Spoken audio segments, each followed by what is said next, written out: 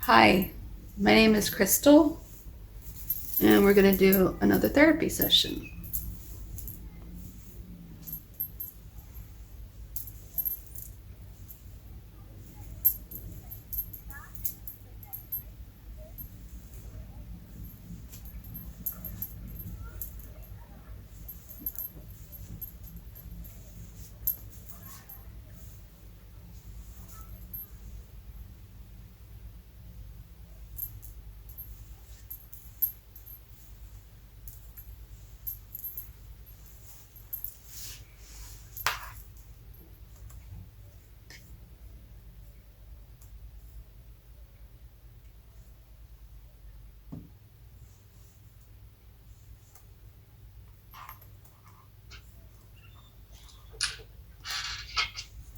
Hello. Hello, how are you? I'm tired. Are you? Yeah, I am too. Have you been not sleeping well? I know I think I probably got 4 hours last night. That's not good. I woke up pretty excited though, so I don't know if that's a good thing or a bad thing. So it's like I took What, to what were you excited about? I took today off of work so I could get stuff done around the house, the Hmm. apartment I should call it, and I just felt motivated and energized, so I just got up and started working, and then I tuckered out pretty quickly. So, Yeah.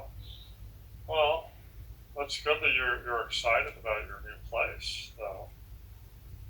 yeah, I just feel like there's a lot of possibility, and I'm not as overwhelmed as I was afraid I might be because there's a lot of things to get overwhelmed about. But I just start somewhere and then I kind of move to something else and then I move to something else and then I move to something else. And it's like, not, I've got no rhyme or reason on how I'm doing things. I just kind of let my motivation flow wherever it takes me. Hmm. Are you good at compartmentalizing? I don't know about that. I don't know how to tell. Okay. Yeah. Are you able to, when something is stressing you out or overwhelming you, are you able to put it aside in your mind and focus on what needs to be dealt with and not? I guess what I'm saying is sometimes we can. So let me give you an example. Like, obviously, like what I do for a living takes a lot of focus and attention, right? Mm-hmm. Now, if I have something going on in my personal life, I can't bring that with me and let that overwhelm me while I'm working. So what I do is I try to work towards leaving it at the door and worrying about it when I'm off of when I'm done, right? Mm-hmm.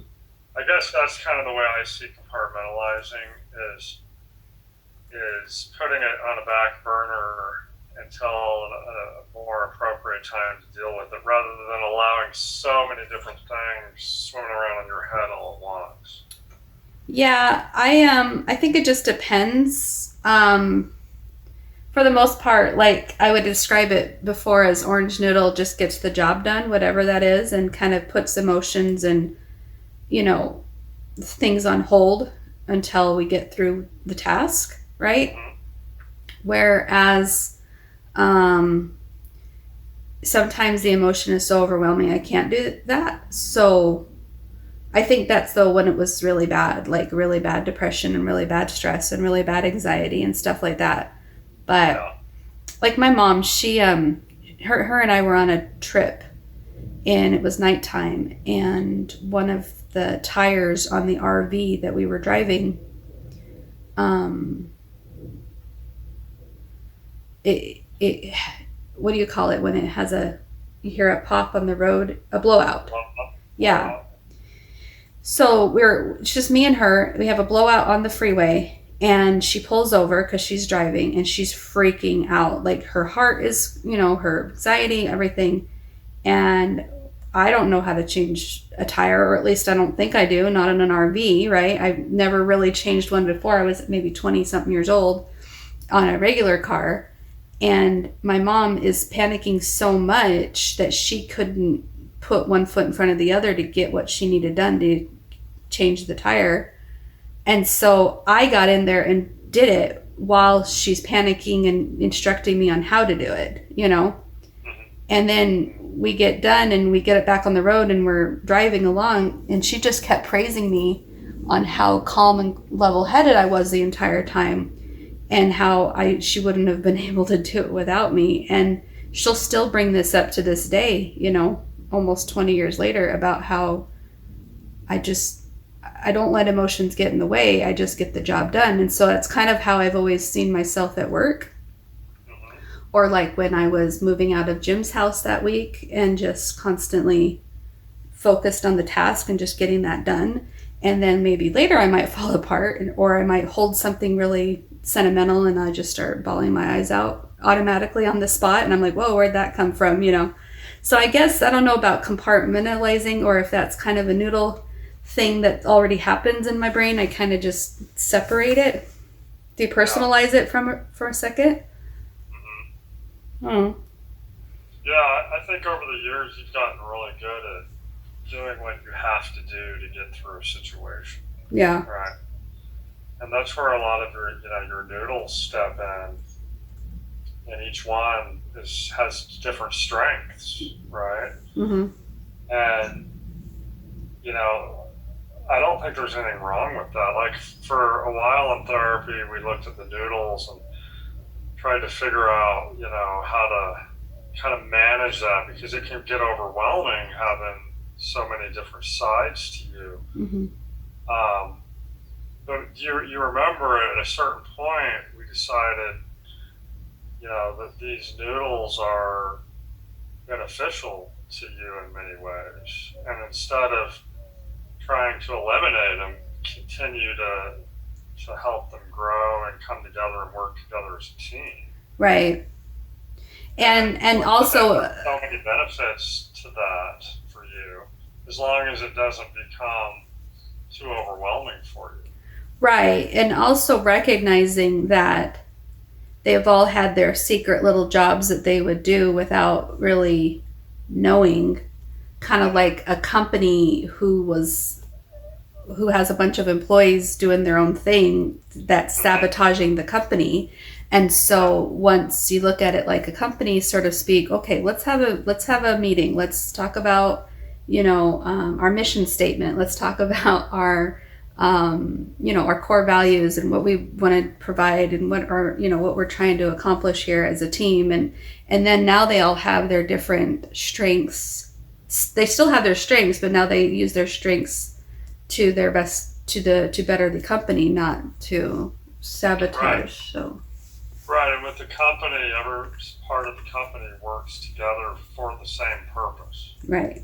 Right, and I think where it can become dysfunctional, if you allow it, is when they start working together for different purposes or opposite. Or they're not working together; they're just working a rogue from each other. Right. And so, I noticed that I haven't been really focused on the whole noodle thing very much at all. And that's because I've learned how to tap into what my needs are. And that can be just my personal needs, and recognizing what those are. Like, oh, you're tired. Why don't we take a nap?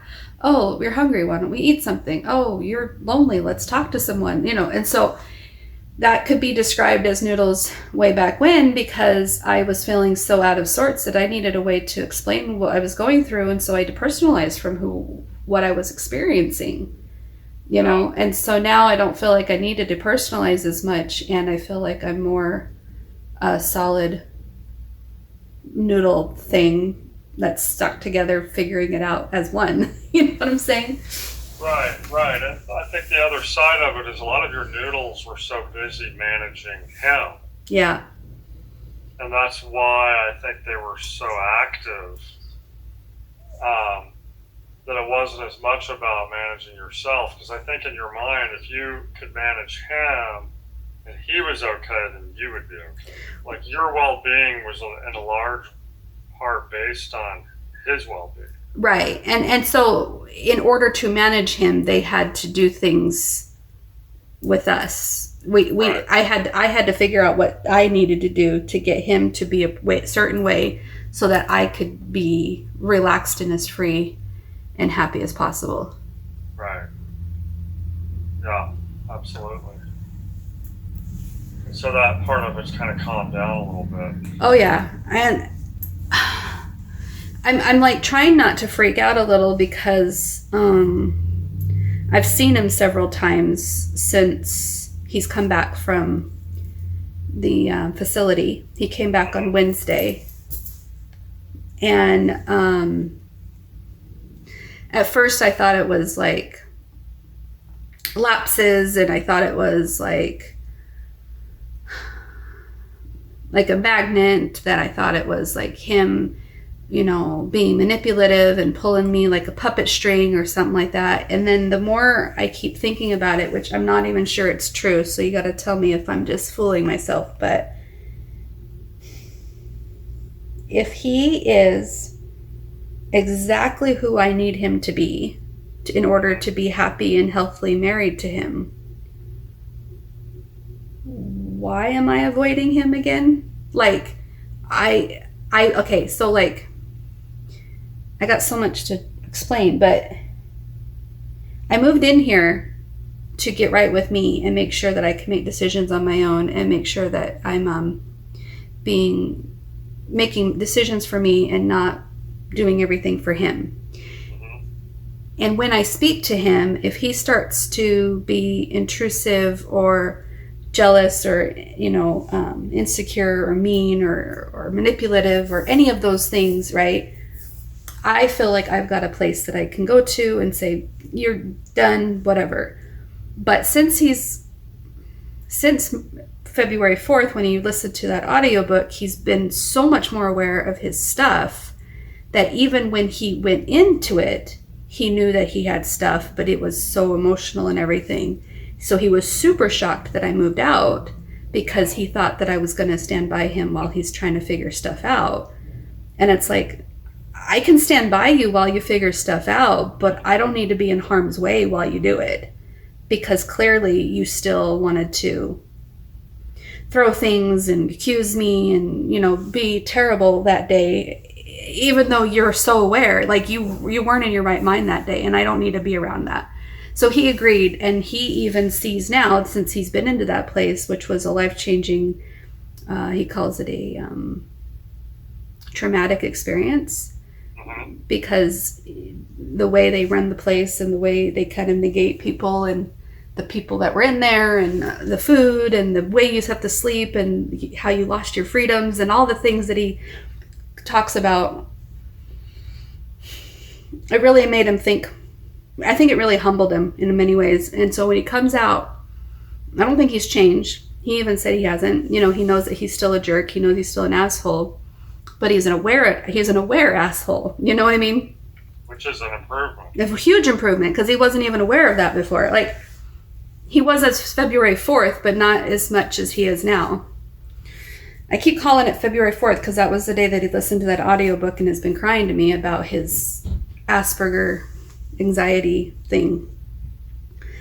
And many times I'd feel like a jerk or a bitch of a wife for leaving him when he's all of a sudden woken up. And it's like, no, I needed to get out, and I've been working on getting out for a while, and I still need to continue to work on me, because whatever allows me to be pulled by his strings, right, makes me want to change that for not just him, but for anybody I meet, you know? Yeah, sure. Okay, so I tell him on Friday that I'm going to pick the kids up at 10:30 at night. He's like, okay, why? Where are you going? And I go, somewhere. And he's like, okay. And I go, don't worry, I'm not cheating on you, because in his eyes, we're still doing this trial separation. So Right. the only vow that I've made about this separation is that I've no intentions of cheating, and I have no intentions of being unfaithful.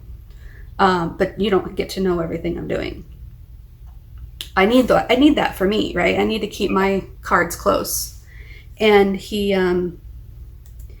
feels like he should know, and I don't think it's safe to. And I explained it to him that every piece of information that I give him, the more and more I give him, the more and more closer down the slippery slope I get to doing it his way. Even though he may say, no, do what you want. It's like my brain can't handle even telling him one piece of information, because I can't seem to stop myself from falling over that edge and wondering if I should be doing it his way. And then I got to thinking about the word intrusion, because that just keeps coming up for me. But his anxiety about his jealousy or whatever is he wants to know what to expect. And if he doesn't get to know, then his anxiety starts to get worse. So to satisfy his anxiety, he might ask me a question. And then you would think that by me answering that question, that would satisfy that anxiety, but it doesn't. He then has another question. And then he asks the question to see if he can satisfy that anxiety. And you would think, but it doesn't. It's just another question and another question, another question. By the time he's asked all the questions that he can think of, he now has to decide if he's okay with me going or not okay with me going. And if he is not okay with me going, he's going to either stop me from going, or throw a fit that I'm going, or want to go with me. And so these intrusion things that keep happening, these little baby steps, it's like trying to step down a mountain that's super steep without falling. And it's like, can we just not go near the mountain? Like, that's how I'm like, I don't even want to start with one question, because one question is just to satisfy, it's just to enable his controlling. It reminds me of what happens with someone that's OCD. Yeah. There's an obsessive thought, and then the compulsion is designed, it's a behavior or like a ritual that's designed in their mind to ease the thought, but all it does is intensifies the thought. Yeah. Right. So I think I was telling you a little bit. I have a client who is a younger kid who thinks he's fat. Yeah. You know, and he's thin like I am, and so he has a thought: I'm fat. I don't like the way I look. And so he grabs, like he pulls at his sides, he lifts his shirt up, touches his stomach. Well, in his mind, that by doing that, it's going to alleviate the thought.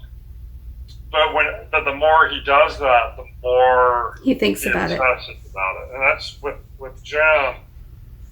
You know, you were going somewhere, and a thought is, okay, is this a safe place? Is she going to cheat on me? The jealousy starts going, so he thinks the questions are going to help alleviate the thought, but all they do is intensify it. Right, and it doesn't matter how much information I give him or don't give him, his mind is going to go crazy with it. So I figure if you're going to learn trust, dude, you're going to learn trust the way that everybody should learn trust, which is just no information. Just know I'm not going to cheat on you.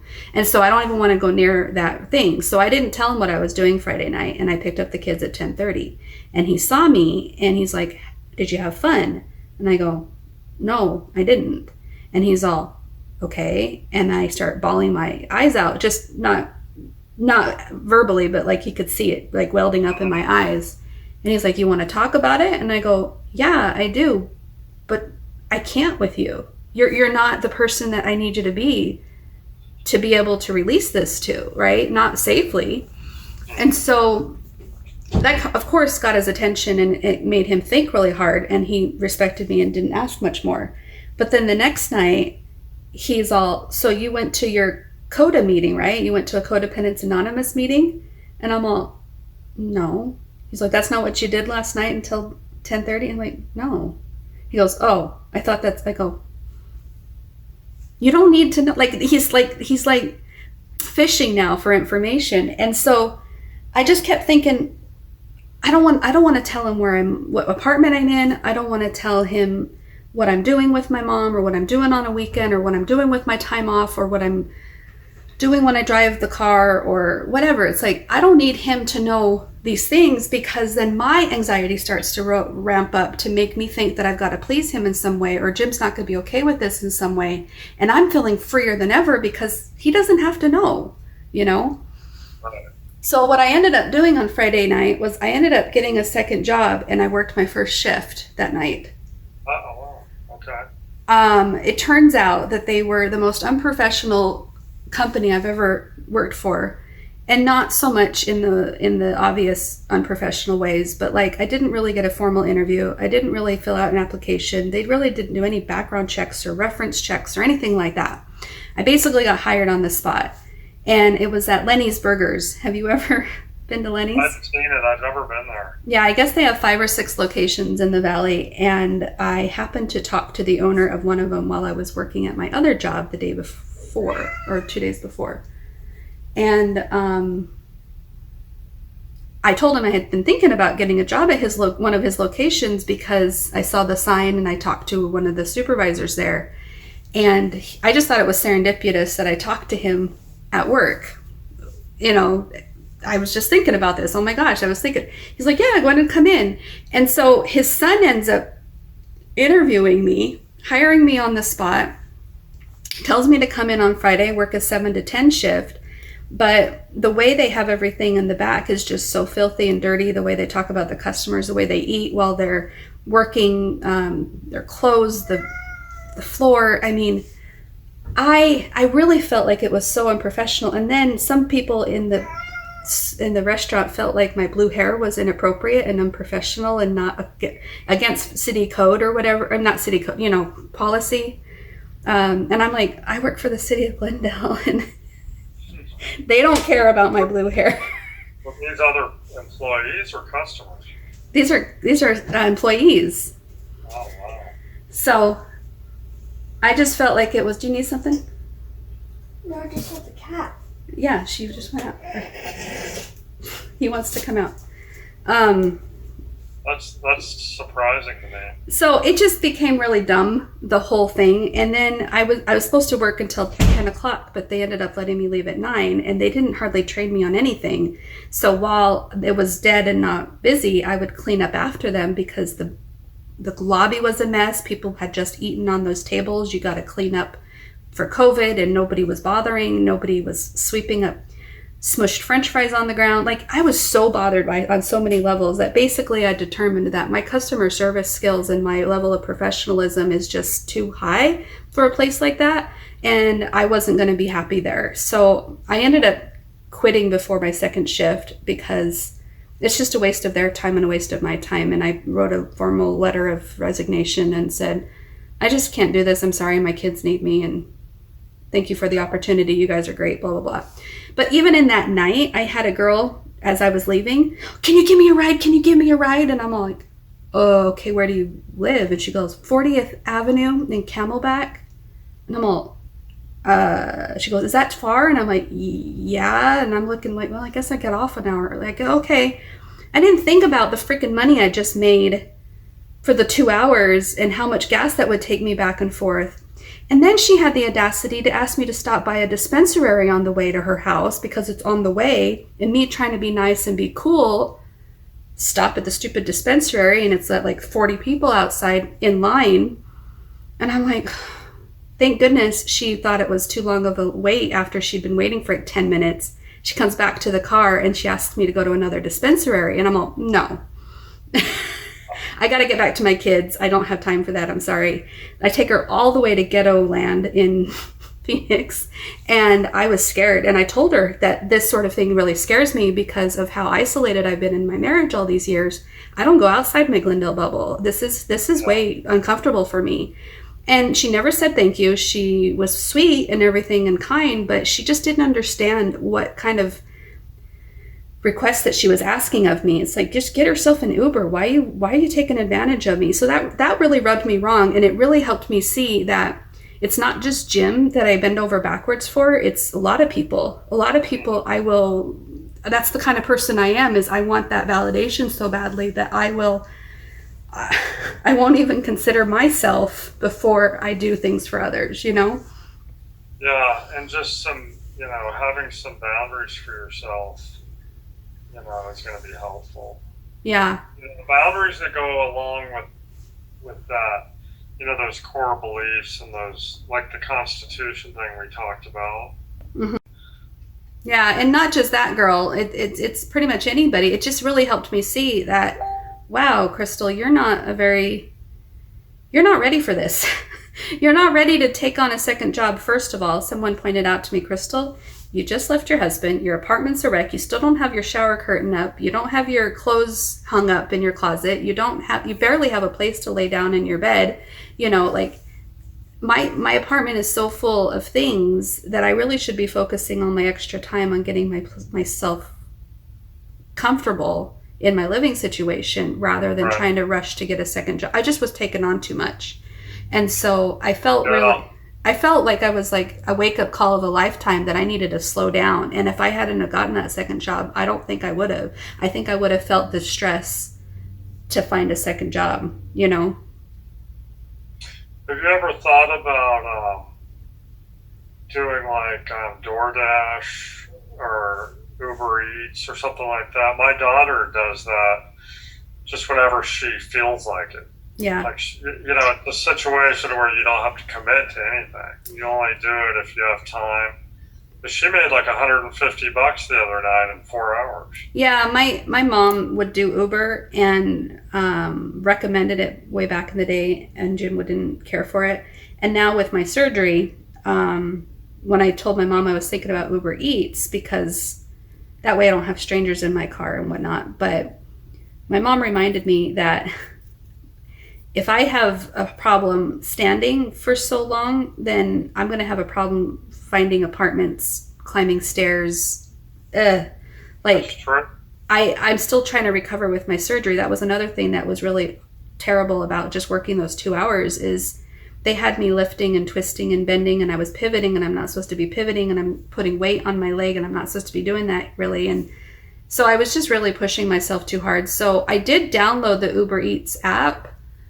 I just haven't finished the application process because I wanted something reliable, something where I knew what hours I was working, knew how much I was going to make, and not so up in the air about what my second income was going to be. But now that I know, I still don't know what my custody thing is with the kids yet. There's no set thing on it. So I do like the idea more so now than before. I can try one Uber Eats as my first one and see how I do on a set of stairs. And if I need to rest after those stairs, then don't do another Uber Eats for a second, and then maybe just go home for the night, or just kind of gradually warm up to it. And my aunt mentioned that if I did the Uber Eats thing and I get to an apartment, I can just grab one of the kids to go run it up for me or something, Yeah, you could. I think what my daughter does is Postmates. It's the same thing. Yeah. I think you could probably download all of them and do them all. You could, yeah. And just decide which one you like the best, kind of thing. Yeah, absolutely. It just gives you the flexibility to earn,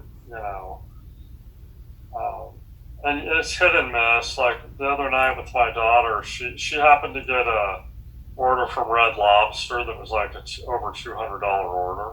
Mm-hmm. So she was able to, you can make decent money off of something like that. Right. Versus someone just ordering, a Big Mac or something. Yeah, that's true. My mom said that because her Ubering was so lucrative, she would never do Uber Eats because it's nickel and diming compared to Ubering, where when Ubering you can take someone to the airport and make $100, and stuff and back. Right. You can pick someone up at the airport and make money on the way back too. Exactly right. So, but as far as like the Uber Eats goes, I really like the idea more so now than I did before Lenny's, because I didn't think about all the things that Lenny's taught me that night. Working at Lenny's taught me that it's not just about me being able to be a good worker. I need to know if I'm in alignment with how they operate.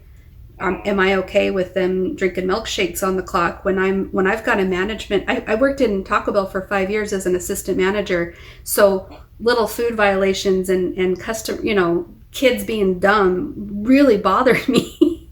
Like, I don't do well with kids that are just goofing off and acting like they're stoned all the time. I see something better than that when customers come to the window and they look in and they can see people goofing off. I'm the Karen that complains to the manager. Maybe you should be a manager. Well, I could, but I don't want the hours. Do you know? Yeah, but you're definitely qualified. Yeah, I think, and that's what I liked about working in customer service at the city level, is because I was able to take that level of professionalism and standards to a professional place and not have a whole lot of responsibilities. So my life fell apart behind the scenes, and I didn't have to keep up a certain level of appearances. Do you know what I mean? I could fall apart behind each phone call and nobody really knew what I was going through. Right. But I do want to retire from the city in 2 years, because once I'm there for 10 years, I get fully vested with my pension. Really? And then I could collect my retirement. Of course, not until I'm 60 something, but then my pension's fully vested and I can start a different career doing something else. You know what I'm saying? Yeah, for sure. Wow. Wow. So, how are the kids now? Like, what are you guys doing with the kids? Are you just kind of back and forth a little bit with them? It's kind of not consistent. Like, okay, when before Jim got out, Matthew told me right away that he would only want to visit me on the weekends. Because he needs his routine. He likes his video games. He likes his dogs. He likes the things at home. And I knew that leaving, that would be what he would want. And that's fine if that's what he needs. And Brooklyn told me right away that she wanted to do a week at a time at each house. And so when Jim got back, it wasn't really decided when that was all going to start. And it was Thursday night and stuff like that. And so I let Matthew and Brooklyn spend the night with their dad for a couple nights in a row. And then when it came to Friday night and I'm picking them up at 10:30, they seemed fine with that. But then Matthew wanted to go back home Sunday morning. And that's fine. Like, now they're on spring break and Brooklyn is here and Matthew's been at his dad's for both Sunday and Monday. And Matthew, basically me and Jim talked about it and I said, I just don't want it to be this thing where I'm feeling like I'm having to force the kids to come over, like Matthew especially, and I don't want the kids to think that we don't want to hang out with them. So we probably should get some sort of routine down. And he agreed. I just didn't know what that would look like just yet. So. Well, it sounds like you guys are able to talk through stuff like that. We're talking through quite a bit, and it's actually kind of it was freaking me out for a minute because I thought maybe I was, I don't know what that word is. I can't think of the word, but it felt like I was being two-faced in a way. Because he wants me back and he thinks that he's doing all the things that he needs to get me back. And prior to the last couple of days, I was like, I am not going back. I love this so much. This is so awesome. He is a jerk. Even if he did magically change, I wouldn't want to go back to him. That's kind of where my head was at, and I don't want to be tempted to go back to him. But then he's being super wonderful and awesome, and I'm telling him what I'm feeling about all this, and I'm seeing this gray that I don't think a lot of other people see. And so I see him working on himself, and I see me getting my freedom at the same time. So it makes me go, wait, could I be coming back to him in a year? I feel like I'm being two-faced because I don't want to. I would be totally happy and satisfied with just dating him for a long time. Wow. Like, and you don't have to make those decisions right now. Yeah. Let it Because play out. yeah, like 6 months after I moved into that bedroom in that house, he was trying to talk me out of moving out of the bedroom and moving back into the bedroom with him.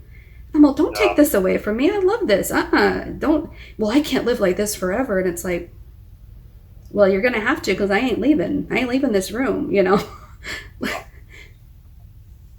Well, I think the key is to just take your time and let your emotions evolve and see what happens. Yeah, You because don't have to make a decision right now. right. I guess I just don't want to lead him on, and I also don't want to fool myself into thinking he's really changing if he's not. Right. So I'm just trying to be careful because I think you can really put your brain on a path. And so I just keep trying to live day by day rather than putting it on a path. One thing I've learned with people and change is if you really want to know if someone has changed or is attempting to change, right? Mm-hmm. Um, Number one, it's time. Like because anybody can pretend for a while, Mm-hmm. right? But very few people can pretend for long term, right? So that's number one. So time, is always on your side. The more time that you give it, the clearer your understanding of whether that change is genuine or not will be. Right. So that's the first thing. Second thing I've learned is that you can, and I think we may have talked about this a little bit before, but don't look at just the way he's acting. Also look at the way he reacts, because that's going to be key. Because people get into the habit if they are pretending, that's an act. Those are actions, right? Mm-hmm. But they're caught off guard when they get in a situation where they're forced to react. Because usually the reaction is the genuine, they let their guard down. So just keep an eye on it. See how he reacts to situations where in the past he would have flipped out. Right. Is he able to handle those situations now? Yeah, I don't think he's faking, but I do see what you're saying as far as he is not confronted with anything challenging right this second. The most challenging thing has already happened. I moved out. Right. So in his eyes, he's even said it. He says, there's nothing you can say to me anymore, Crystal. You moved out. There's nothing that I'm going to freak out about because you've already done the thing that I was always freaking out about. You left. And I'm like, yeah, I did. And he's like, so now you can tell me anything, and I really don't have anything to react to. So I'm like, yeah, but I think he keeps thinking he's got a chance, and he keeps talking about this exposure therapy that he wants, like going to the tubing, with me and my mom, because not because he wants to check on me and make sure I'm not looking at guys, but because he wants an opportunity to be faced with this hard stuff and prove to himself that he can choose a better reaction in the moment. And I'm like, that's fine that you want to get all that and that you want to expose yourself to that, but that shouldn't be on my watch and that shouldn't be on my anxiety time, That's because the problem is exposure therapy for you is going by yourself. Right. Right. So right. the two things don't really go together. Well, and even if I did get to like level 10 Bowser, I keep calling it level 10 Bowser Mario Brothers level, the hardest level, right, is even if I did get a chance to go with him and enjoy myself, even though he's there and I'm wondering what he's thinking and feeling, I'd like to be able to stop caring what he's wondering and thinking and feeling, So that to me is like eventually where I'd like to get to, whether it be him or a future boyfriend or anybody. Like I'd like to just be able to go and be zen from whatever anybody else is thinking and just enjoy myself. And that, what he's talking about, that type of exposure therapy, that's something that, like, just say that 6 months down the road or a year or whatever, you start considering going back, right? Say that the changes have been genuine, you've made a decision to go back, then that's something you guys could maybe do as an exercise prior Mm-hmm. to you moving back to see if some of those things are possible. Mm-hmm. But right now, I think it's too soon. Yeah, especially because, yeah, I haven't even done much of anything by myself, and he hasn't. He's so ready for me to help him with exposure therapy, and I'm like, I can't help you no more. That's my addiction. I keep trying to help you. Even though I keep saying I can't help him anymore, I still notice myself helping him. Yeah. Yeah. Yeah. I that's interesting. But the other thing I was going to is that when you're kind of watching him and seeing if, the change is genuine, you also, it's not going to be an overnight shift with him. I don't think so either. Yeah. Yeah. So, you probably will see some questionable behavior. But it's like we said, when you find balance, it's going to go back and forth a little bit. So keep that in mind. If you see something that's questionable, doesn't mean he's beyond hope. It just means that it's part of the growing pains of change, and you just got to see if over time he can make a genuine change. Right. Because when he was on February 4th, that really threw me for a loop, because that made me feel like I had to put all of my progress on pause just so I can see and watch and observe. And I did. I put everything on pause just to watch how this was all going to play out. And I purposely did things to see if I could spark a reaction. I went to the red box machine and I looked. I was wanting, I was expressing my wants and interests. I said I want to go to Tucson to go see my brother. I told him I wanted to go to Vegas for my birthday. Like, I was trying to try on different ideas just to see if he could notice that Crystal still gets to have what she wants while he is processing all his anxiety. And he couldn't handle that, which is why he threw things and threw a fit and threw a tantrum. And that's why I'm like, I didn't expect this to be an overnight thing, but I cannot continue to deny myself what I want without jeopardizing my mental health anymore. I just can't do it. And I probably could have stayed if I hadn't had March 1st in mind, if I hadn't had my mom wanting to help me with money, and if I hadn't been ready emotionally. Like, I could have stayed just to watch some more, but I'm glad that I left when I did, and I'm glad I took the opportunity to leave while he was gone so that I could get as much crap out as I could. And yeah, I'm really grateful for how things played out, and I feel excited. I'm overwhelmed and I'm tired, but I'm excited for my future and my possibilities that I've never had open to me before now. Yeah. Good. Yeah. Just take your time. Work on yourself. Remember, the purpose of this was not to sit back from afar and still be worried about him. Right. And what he's doing and whether he's changing and if it's genuine. And, we don't want to do that. We want to focus on you. Mm-hmm. And the other, him, that's secondary. Right. If you work on yourself and you start, balancing yourself and, then that's a side note. If he changes and someday you notice that and you're balanced, the balanced, healthy Crystal Mm-hmm. sees that and feels like it's worth giving it another shot, then that's fine. But if you sit here and worry about that, it's going to prevent you from your own healing. Right. No, I hear you. I do feel like we're communicating more, Jim and I, throughout the day. Just little friendly things here, nothing terrible. It really is a smooth process, because anytime it starts to get ugly, I start cutting him off real quick, and he recognizes that that's not going to be okay. And he even said at some point that he wants to do marriage counseling or something with the four of us or something like that. So he's probably going to say something to Lola tomorrow, because that's his next appointment with her. But I don't know if I want to focus on any of that right now. Like, Yeah.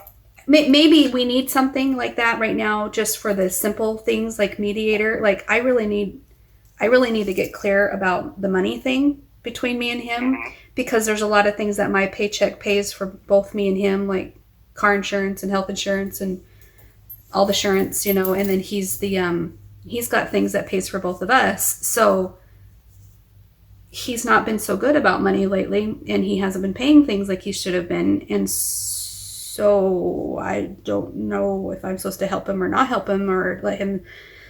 He didn't get paid while he was out because he didn't have any PTO. Mm. And so I'm kind of feeling guilty about that. So I told him that I'd take on the water bill that's usually his, and I would pay that off for him, so he's not in danger of disconnection, kind of thing. But other than that, I couldn't get him to work with me on money before I left. I can't seem to do anything but save him even now, which I'm like, how do I communicate to him, So I just don't even know what kind of. Basically, I want basic conversations with him that are safe and healthy, and not the avoidant and anxiety type, Yeah. Well, that's a good start, just because you guys do have to communicate. I mean, you have kids together and you have responsibilities together. Mm-hmm. So that's a good start, is just to communicate about those things. Yeah. Especially because it doesn't make sense right now to separate things and have things more expensive. Like car insurance on our own separately wouldn't make sense, or cell phones on our own separately wouldn't make sense. Yeah, that's kind of pointless to do that. Yeah. That's something that you don't have to think about right now. Maybe eventually, if you start drawing away from him and you want to do that, that's one thing. But right now, it doesn't seem like it would be a priority to do that stuff. Right. Make it as simple as possible. Right. See how well you guys can communicate. And focus on yourself. Focus on what you deserve. All of those things you were lacking in that relationship, you're worthy of all of those things, and you deserve all of those things. And now's your time to start experiencing what life is like with those things. Right. Right? And you don't have to, and I'm not talking about, within another relationship, obviously. I'm talking about you deserve to be respected, validated, treated kindly, all of those things. You deserve to have your freedoms. Are you doing that check-in thing? So I did. sent you that check-in thing, but I forgot to tell you to. Yeah, I did it while we were talking earlier, but something I wanted to make sure that I remember, because I'm already starting to forget. But I told you that my husband is part Choctaw Indian. Mm-hmm. He's got like 16th of a whatever piece of Choctaw blood. I went to this website and they're talking about emotional abuse. And, the 5 things that I feel, I was so shocked to see it in black and white. It says intrusion, that's where the word came from recently. Constantly asks you where you're going, who you're with, etc. Isolation, insists that you spend all or most of your time together, cutting off from friends and family. Possession and jealousy, accusing you of flirting, having sexual relationships with others, monitors your clothing, makeup, for control, displays extreme anger when things do not go his way, attempts to make all of your decisions. And 5, unknown past, no respect for women, secretive about past relationships, refers to women, and negative remarks. So that's all within that culture? I don't know about that. They're giving information about what abuse looks like on their website. And how it is. Right now. And all 5 of those are exactly what his issue is. To the point where if I am considering going back to him because I have my freedoms and he's being so cool, I need to remember what got me trapped in the first place. It was all the questioning. It was all the jealousy. It was all the isolation. It was all the explosiveness. It was all the disrespect that he had for women, stuff like that. And it's like, it was shocking to me to see that his exact problems were black and white right there on that website. Wow. I That's sent interesting. I sent a letter to them, and I gave them example after every single one of those. Like the last one, he told me he had a few women in between his ex and me. And then 3 months before we got married, that number changed 3 times higher when he was confessing the real number. And I was so devastated, I demanded STD tests and premarital counseling. You know, like, why would you say you only had, I think he said 6 women in between me and his ex, and it ended up being like 30 women or something crazy number like that. And I was like, what? Yeah. And he's not the kind that likes condoms and stuff, so it really freaked me out, and I was already stuck, you know? So you say he's a 16th Choctaw Indian? I think so, yeah. Was his parents, or were they both Choctaw? Mm-mm. Or like half, or? His mom, okay, so his grandma, his mom's mom, is half.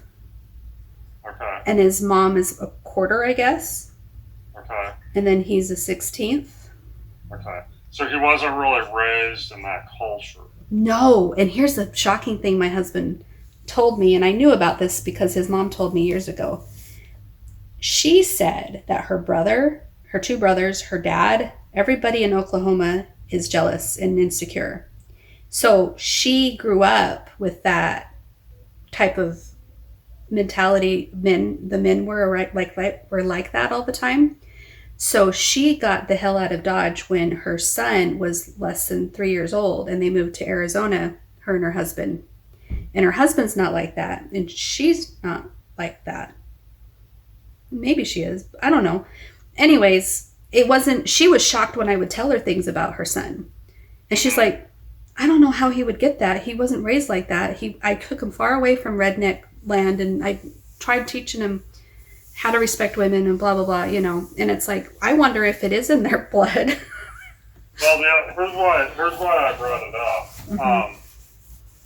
So my brother was not married to, but dating a woman who was, Native American. Mm-hmm.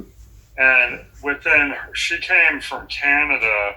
I can't remember the exact tribe, but it was an Indian tribe from Canada that had a lot of some of those similar qualities. Mm-hmm. A lot of extreme insecurity, a lot of extreme jealousy. But within that culture, there was a lot of incest because you got to, think that this was a very close-knit Indian community that was only made up of like 3 families.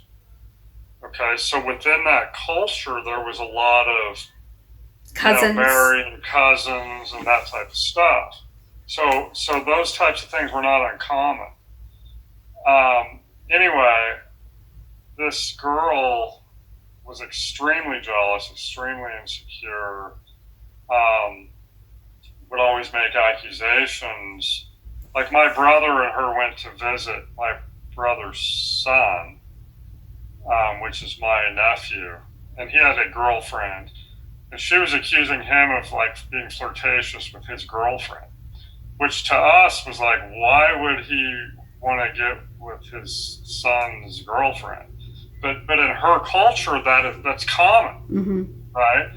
So there are a lot of cultural, things there to consider. That's why I was wondering if he was raised in the culture. But still, some of those cultural traits can be genetic as well. So I wouldn't put it past the genetic thing, that's for sure, just because of how similar everything is. But also, I think if we think about his mom and the way she raised him to give him everything he wanted, everything he demanded, every insecurity he had, she satisfied with giving him answers. He never had to deal with it on his own. Right. He never had to soothe himself with just trusting what with the unknown. He had to know, or he had to get angry because he didn't know, or beat up a tree with the baseball bat because he was so, that's how she allowed him to express his anger, is through violence. So it's like she basically brought him up in a culture that enabled it. Mm-hmm. Right. Yeah, and so this is very likely one of the first times he's really been forced to face it. Right, and that's also similar with my son. And I can keep pointing it back to Asperger's and autism, the overwhelming, the rigidity, the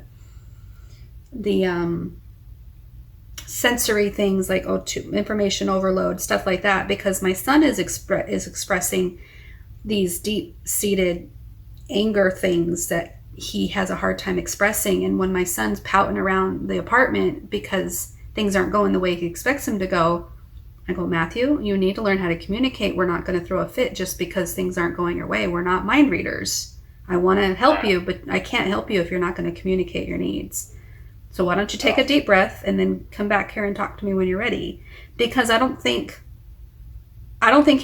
Jim's mom did stuff like that. I think she read his mind and said, "Do you want this?" And he, yeah, and that's how I've had to get through my marriages, by reading my husband's mind and try to get ahead of it and know that he doesn't like these situations, and so I'll give him this situation instead.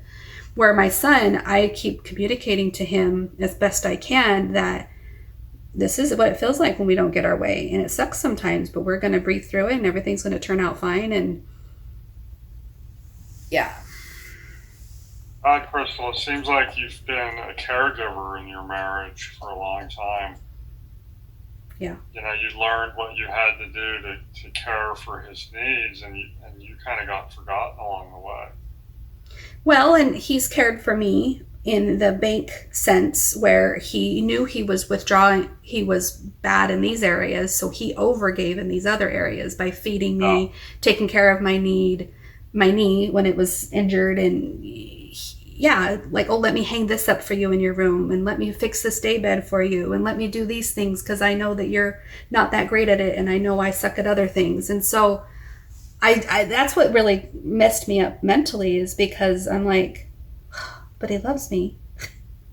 And I like it when he does these things for me, and I'm appreciative. Maybe I just need to learn to be grateful. Maybe I just need to shut up and stop being so whiny and picky about my husband not being perfect. And so I bit my tongue for so long that I didn't recognize abuse was abuse and manipulation was manipulation, Yeah. Wow. It's interesting. Well, I'm looking forward to see how you do, apart from him. You too. How do you feel so far? I know it's been just a short time. I noticed myself getting overwhelmed easily. Like the night before I decided to quit, I was just falling apart and being really emotional, and I'm calling my mom and I'm like, Mom, I'm so frustrated. I'm not trading what Jim wants for what other people want. I'm trading in what Jim wants for what I want. And that's the biggest thing that I have to keep remembering. Right, and that's why you have to really, really build up that list of what you want and what you believe you deserve, or what you know you deserve, and stick to that, and don't compromise those things for anybody. Right. And I'm not used to that. So that's what I have to keep reminding myself. Like, what do I want here? Yeah. Yeah. You gotta take care of yourself, right? Right. I know it feels selfish, but it's not, right? I think I don't feel, I don't know if I don't feel selfish. I feel like, you mean I get to do this and no one's going to judge me? Or if they do judge me, oh well. Like I almost feel like I'm not worthy of it. Yeah, but you are. Yeah. You are. I've been buying things left and right, and I told my daughter at one point many, many times ago, Brooklyn, don't let me buy so much. I'm like out of control right now. And so now every time I try to buy something at a thrift store or whatever, she's like, Mom, you don't need it. Mom, you don't need it. Mom, you don't need it. And yesterday at the thrift store, I got 3 little extra items that I really didn't need, but I loved them. And she's like, Mom, put it back. Mom, put it back. And I'm all, Brooklyn, I'm buying it, whether you like it or not. Because I don't need to be pleasing my daughter either. Even though I told her to help keep me, she doesn't need that codependent thing right Yeah. over her head, making her feel like she's in charge of me like a parent. Yeah. It's funny. Yeah. I love Brooklyn. She's such a sweetheart. She is. I enjoy having her here because I would feel super lonely if none of my kids were here. And Yeah. she's been hanging out with me and she's decorating, and she invited a stray cat in the house, and now I guess we got a cat, which I don't want, so I'm not buying cat food. I refuse to buy cat food. We're not doing that. I don't want to get fined for a pet. Don't name it. No, she's just silly. She's All right. Well, we will talk tomorrow. Yeah. Okay. Thank you. All right. It's good to see you. Yeah, good to see you too. Thank you. We'll talk tomorrow. Okay. Bye bye. Bye bye.